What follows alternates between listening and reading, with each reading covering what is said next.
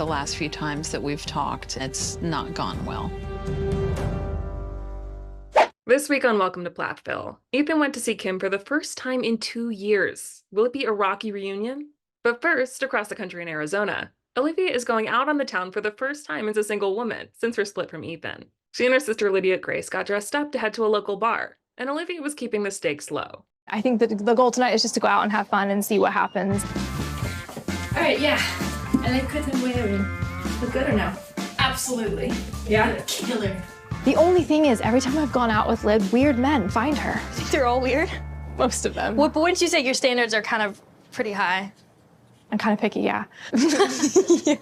Okay. Olivia doesn't typically go out to bars, and admitted she's kind of a grandma. In my purse right now, I've got a book in case I'm bored and I want to read. I've got a game in case conversation's awkward and we need to play something. I've got a tub of fresh mozzarella, because you can't get that at the bar. I have an apple in case I want a later snack. Toilet spray in case you walk in and it does not smell good. Yeah, that's about it. I feel like that's a great wing woman. Yeah, you couldn't expect anything better.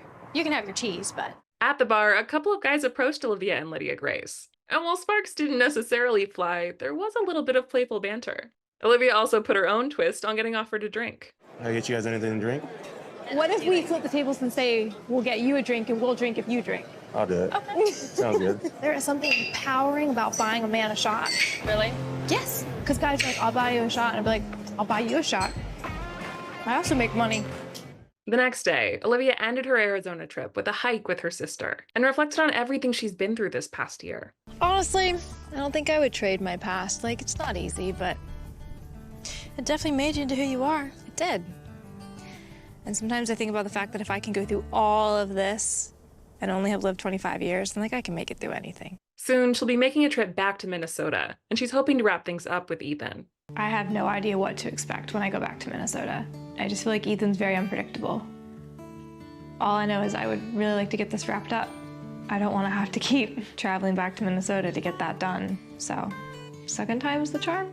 Meanwhile, back in Cairo, Barry, Ethan, Isaac, and Micah had a boys' day at the gym. Working out has been therapeutic for both Barry and Ethan through their breakups. I thought of you many times when I started going through all the stuff with Olivia. I was like, well, what did my dad do? Well, he went to the gym. Okay, I should start going to the gym.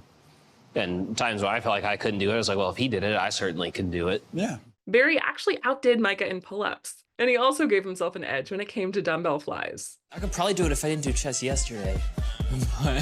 Micah says is that he worked his chest out really hard yesterday. Like, that's what he's saying to everybody. And No, that he way did. I think he did. But you know what I did? I did my recon this morning and found out he worked chest yesterday really hard. So what did I focus on?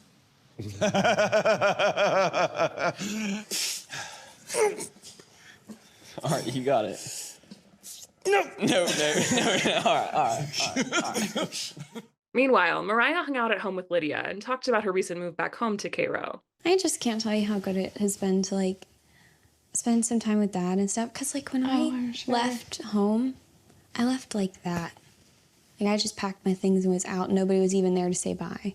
And now it's like I'm able to be here and finish my childhood. Moriah shared her thoughts on what's next for her, and her and Lydia might be on the same wavelength. It's really, do I pursue music or do I go to college? I wonder which child's gonna be the first to go to college. I've actually been thinking about that slightly lately. We could go to college together. We could go to college together? We could go get into debt together. What would you go to college for if you were gonna go? I don't know, do they have a class to learn about yourself? I'm joking. Later on, Moriah, Micah, and Ethan drove down to Florida to see their mom and their little sisters. Ethan hadn't seen Kim in 2 years amid all the drama around her and Olivia. You know, with me and Olivia getting a divorce, Olivia's out of the picture now. I don't know. Just made me, like, reflect on decisions. I would like to have a normal relationship with my mom to the extent that she is capable of, I guess. So my mom is a little bit different. My mom's not like other moms that I've known.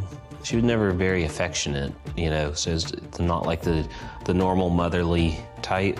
It's just not really her. Kim was on edge about seeing Ethan again, too. I'm hopeful that we're past all the drama, but Ethan can be unpredictable. He can be emotional. He can have something stewing on the inside that he's upset about that you don't know about, and then he can just surprise you with it. So I'm a little bit nervous. When they got there, Ethan gave Kim a hug, which brought up some emotions. I wanted to be there and be available if he wanted to shake my hand or just wave hi. But he put his arms out and he hugged me. I've been waiting for that for a long time. They all spent family time together at the houseboat, but things seemed to end a bit early. What else do you guys want to do before we leave? So, I know you met Ken like one time a long time ago, but I mean his place isn't far from here. We could go hang out there for a while. We could play pool and stuff like that.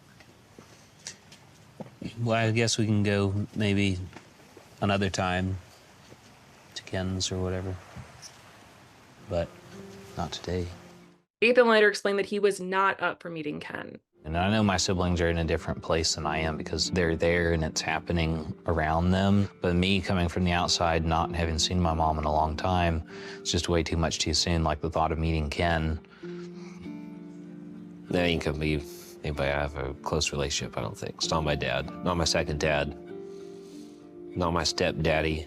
Reflecting on the day, Kim said that not all was repaired, but it was a good first step. I would say it's a little early to say, oh, everything's cohesive and we're all together now. There's a whole bunch of things I'd love to talk to Ethan about, but I also know where he's at right now. It was enough for me that he reached out today and hugged me. I'll see you. Okay, you know you can call me anytime. Okay. Okay. Sounds good.